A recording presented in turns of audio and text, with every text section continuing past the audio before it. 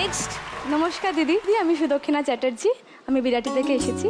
আমি রবীন্দ্রভারতী বিশ্ববিদ্যালয়তে ডান্সে অনার্স করছি, কথাক নিয়ে। বর্তমানে বাচ্চাদেরকে নাচ শেখাই। কোথায় শেখাও? বিরাটিতেই শেখাই, বাড়িতে গিয়ে গিয়ে।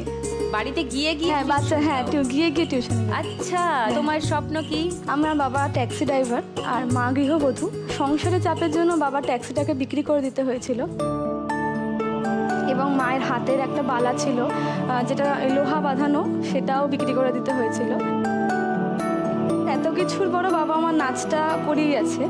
এবং এখন রিসেন্ট বাবা ভাড়া কাটে বলতে কেউ ফোন করে ডাকলে তবে ভাড়া হয়, না হলে হয় না। তো রিসেন্টলি গাড়ি হ্যাঁ, রিসেন্টলি বাবার ফোনটা খারাপ হয়ে গেছে, তো ফোনে এবার কানেক্ট করা যাচ্ছে না। তো বাবাকে আমি একটা ফোন কিনে দিতে চাই আর মায়ের একটা বালা করে দিতে চাই। তোমার স্বপ্ন হলো বাবা আর মার ছোট ছোট দুটো স্বপ্ন পূরণ বা তাদের আরেকটু সাহায্য করা। Very nice. বাবার জন্য মোবাইল ফোন, মায়ের জন্য সোনা বাঁধানো লোহা। ভগবতী। নমস্কার দিদি, আমি ভগবতী সর্দার সরকার। আমি ক্যানিং থেকে 1 ঘন্টা দূরে ছোট্ট একটা গ্রাম হেদিয়া থেকে এসেছি। আচ্ছা। আমার বাবা কাঠের মিস্ত্রি, আমাদের ছোটোবেলা থেকেই অনেক কষ্ট করেই মানুষ করেছে।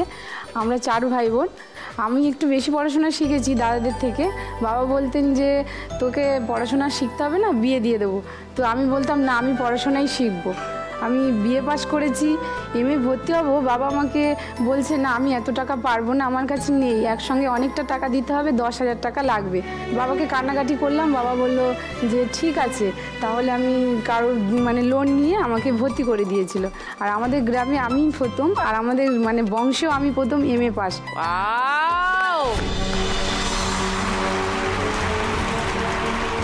তুমি 1 লাখ টাকা পেলে কি করবে ভগবতী?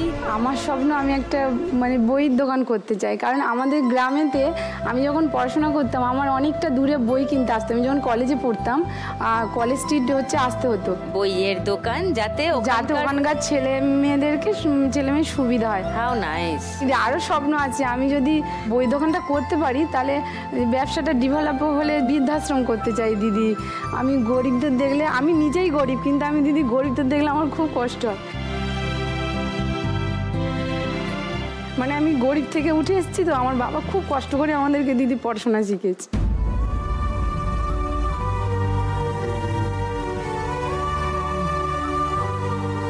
কিন্তু বাবার কষ্ট তুমি তো সফল করেছো, বলো। বাবা তো এখন করেছি দিদি, কিন্তু আমি তো কিছু করতে পারি না এখন, সেইভাবে বাবার পাশে দাঁড়াতেও পারি না। তুমি চাকরি খুঁজছো এখনো? হ্যাঁ, চাকরি খুঁজছি দিদি, পাচ্ছি না, কিছুই করতে পারি না বলতে গেলে। আমি চাই তুমি আজকে যেত, তোমার স্বপ্ন পূরণ হোক।